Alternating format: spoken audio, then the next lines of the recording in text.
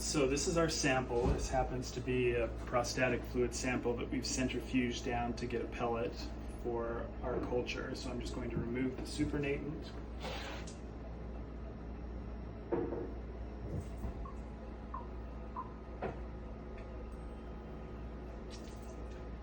then I'll resuspend the pellet.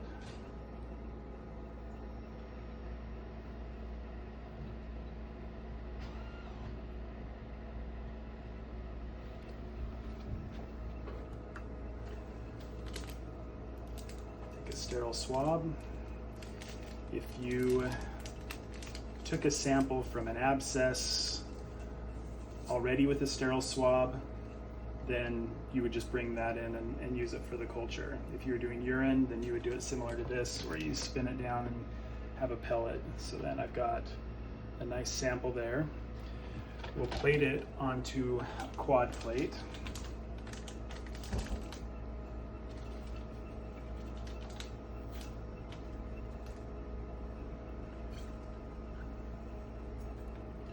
We've got the 4 different augers: blood auger, gram-positive auger, gram-negative auger, and staph-specific auger.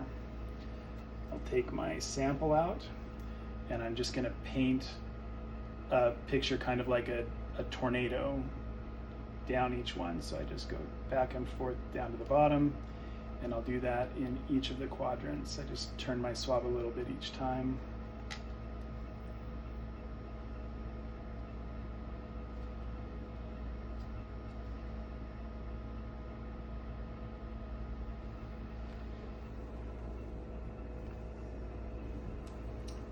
Close it. And on the back side, not the lid, is where we'll label it. And dry off the condensation. And I'll label it. The animal, the patient name, we just use the patient name and the date.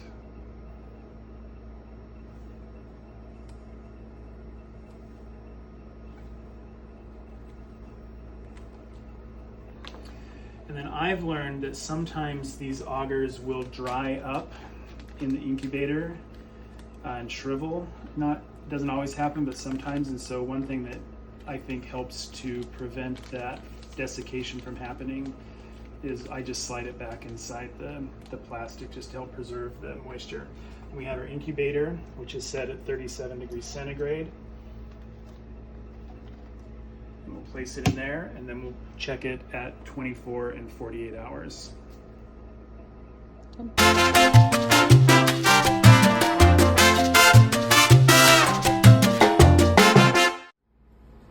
All right, so now I'm going to demonstrate how we do a sensitivity plate, at least the first part of it. So this is a quad plate that has been incubating for 24 hours. So we check it, and indeed we have some growth on it. You can see that here we have gram positive, gram negative, staph specific, and blood auger. And on our wall here, we have posted the chart. So come over so you can see this. So you can actually look at this chart and see what seems to fit. So we got, again, gram negative growth, and that's it. We don't have growth in this case in other quadrants. So we can just look for the gram negative growth. We have E. coli, Klebsiella, Pseudomonas, and Proteus as the choices of the most common ones that we see. And if you look at what fits, it fits best the E. coli, and it has a description here which says medium to large pink to red colonies. And then it goes on to say some species, some rare species produce black colonies in the SS, the staph-specific agar. We don't see that in this case. But that description and color fits well with E. coli. So that's the diagnosis at 24 hours is E. coli. And you can see that there's quite significant growth here. It goes all the way down and fills the whole tract. So a marked growth of E. coli. So the next thing that we do is we want to set up a sensitivity. So here's the Mueller-Hinton plate.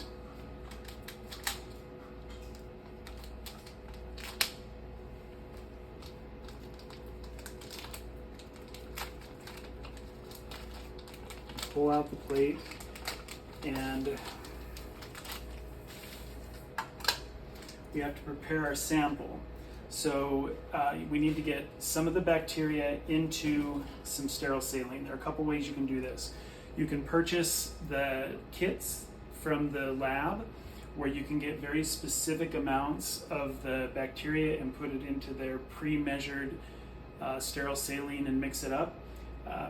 Great way to do it. Gold standard, most expensive way to do it. Some less expensive ways to do it, and ways we've had to do it because those kits went off the market for quite a few years. Now they're back, but while they were off, we had to do different ways. So one way is you could take sterile saline and put some into a sterile tube and then collect your bacteria and put it in and mix it up. We have some of these kits for taking bacterial samples that come with a swab and sterile saline in the tube. So I'm just going to use one of those today, but I could do it other ways too. So for today, I'm going to take out the sterile saline, and then I'm going to take a sterile loop,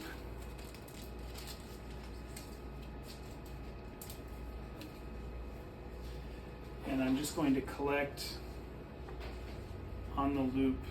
I'm just going to gently scrape off some of that E. coli bacteria, and I'll do some on each side of the loop. Then I will take that loop, put it down inside the sterile saline, and then I just flick this loop a few times to get all of that bacteria off. I'll throw that away. Put the top back on. I'm going to go over to our vortex. You could mix this with your finger like this. We have a little vortex machine. So I'll just mix it up really well. And then I'm ready to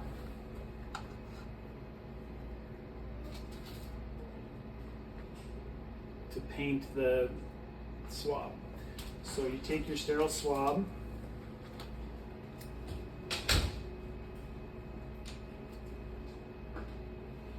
down inside the saline now mixed with the bacteria, and take the Mueller-Hinton plate. There's a little rough spot here, rectangle, that I put up in the 12 o'clock position to keep track of where I'm at. And then with the swab soaked with the bacteria saline, you just paint back and forth, steady and uninterrupted, all the way down to the bottom.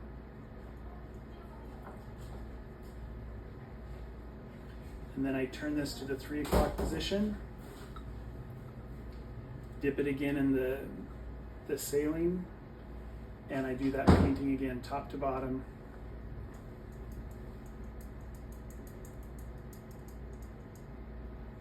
And I turn it to the 6 o'clock position, dip it again, paint it again.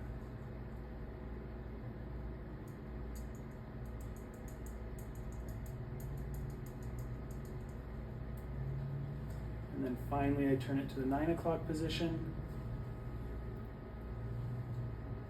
dip it again, and paint it again.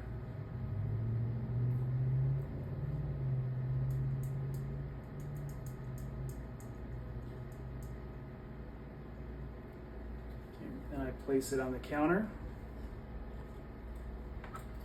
And we take the antibiotic discs. You can choose whatever you want as far as antibiotics.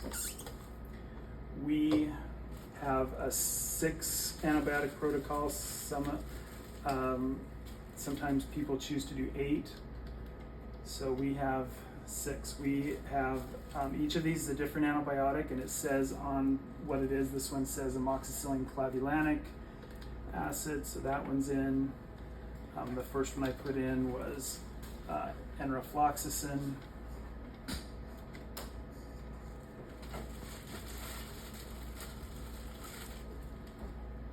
This one is ampicillin.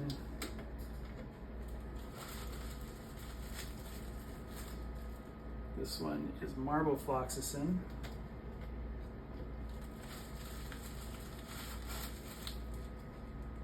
This is trimethoprim sulfa. And the last one is ciprofloxacin. Okay, so those are all in.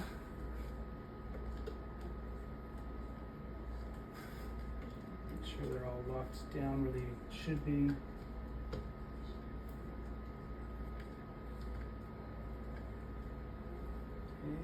lock them in place.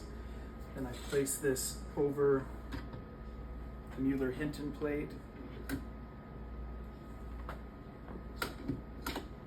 Press down, and it should leave the discs there. Ours didn't, because it has got something broken in it. So I'm going to show you the way that you can do it without this. But if this works, it just leaves the 6 discs nicely there and you're done. Otherwise, you can do it manually. So we just use a pair of forceps that we sterilize with a flame in between each time. And so you can just remove a disc and just place it in place.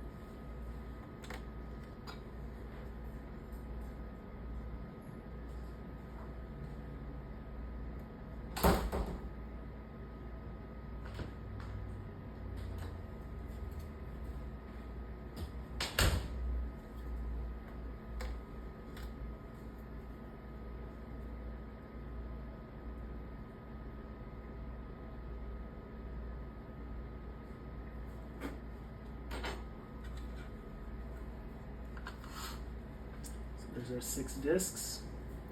Put the lid back on.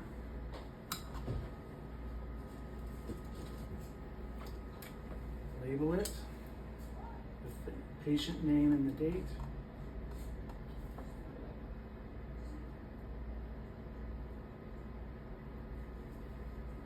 And then, just like I mentioned on the first video, just to prevent the agar from desiccating overnight, I put it back inside the plastic, and then it goes back into the 37 centigrade incubator, and we'll check it at 24 hours.